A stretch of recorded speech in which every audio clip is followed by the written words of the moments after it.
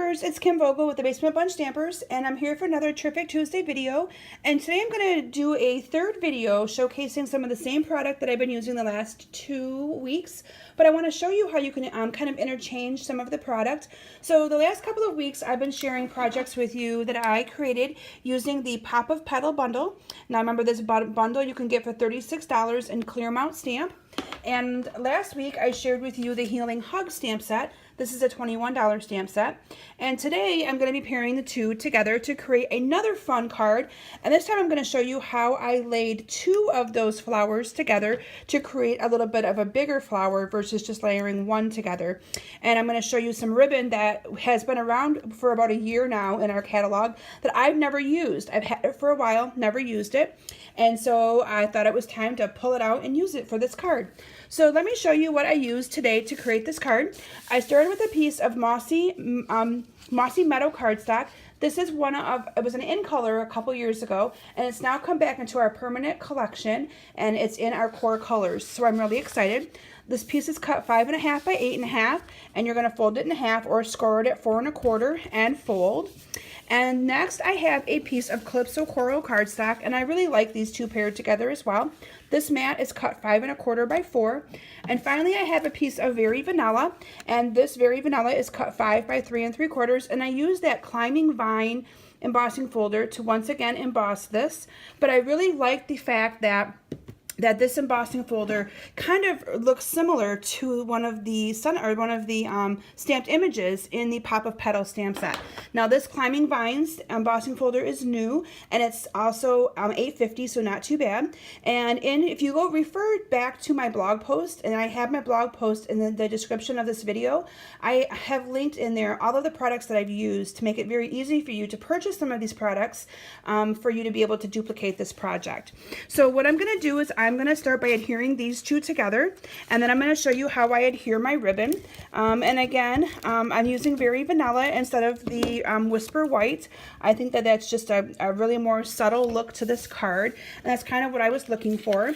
And the fact that this ombre ribbon is kind of edged in the Very Vanilla, so that's kind of why I use the Very Vanilla. I'm now going to cut a piece of this Very Vanilla that's just enough to go around the bottom of the mat of my card, and using some glue dots I am going to adhere this ribbon down. So I'm just going to kind of stick the ribbon on there and pull the glue dots up with it. And I'm going to adhere this down here like this to the bottom of my card. I did it about an inch and a half from the bottom, and I'm just going to wrap it around like so. And then I'm going to cut another little piece of this ribbon, and I'm cutting it at an angle. And I'm going to put that underneath here, and then all I do is tie this on, and it makes it look like I went all the way around without actually going all the way around.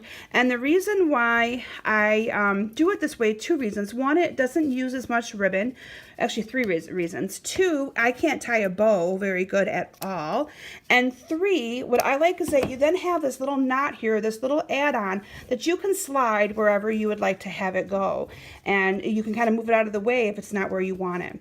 So those are the reasons why I like to kind of do this little cheater method to my card. Okay, so from there, what I did is I adhered these two together with a glue dot, and I'm going to stagger them just a little bit. So again, I'm putting a glue dot on the middle, and I'm going to put these together, and again, I'm staggering those petals. Can you see what I'm doing there to kind of make it look like more of a fuller flower? And then I'm going to use a bone folder, and I am going to very carefully kind of curl edge all of these little edges to the flower. And you could have done them before you glued it together. I find it easier to do it after. And I'm going to put this down here like so with a couple of dimensionals. Now I have found that if you put a dimensional in the middle and it's going on top of the ribbon, sometimes that sentiment will, or this image will just stick to the ribbon. So I have found that I kind of like to have it go on both sides of the ribbon so that it sticks to the card itself and not onto the ribbon. So normally on these I would not use 2 of them, but for the purposes of not wanting that to stick to the ribbon, I am going to be using 2 dimensionals, and I'm going to actually be making sure that I put it on this way opposed to this way. Okay, so I want one to be on each side of that.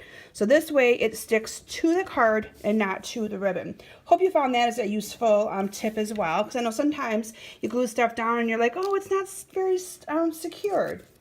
I'm now going to use a glue dot, and I am going to put a glue dot onto the bottom of this, and I am just going to stick these flower leaves underneath here like so. I'm going to put one there. So I kind of have them coming up. Now if you don't like them coming up that way, you could put another one underneath here, and you could actually use your regular snail or your any kind of adhesive that you want, but I am a big user of glue dots because of their ease and simplicity of using, and I like the fact that they're just kind of quick. So let me put a couple of glue dots onto my next one, and I'm going to layer this one down here on the bottom like so. Look how pretty that is. And then I cut a piece of Whisper White cardstock, and I cut this at 3/4 of an inch by, I want to say it's 2 inches. And I'm just going to add a little notch in this. Now, if you haven't done that before, you simply go up the center a little bit, and then you go from the corner to that center, and it really helps you get a better cut to that makes it look more even. And then from there, I'm going to put a couple of dimensionals onto the back of this. And I'm going to add that. Now this sentiment is the one that's coming from the Healing Hug stamp set. And this is stamped in the Mossy Meadow ink. I'm going to put that on there like that. From there I'm going to adhere this entire card mat, card front I should say, whoops, sorry about that, onto my piece of Mossy Meadow cardstock.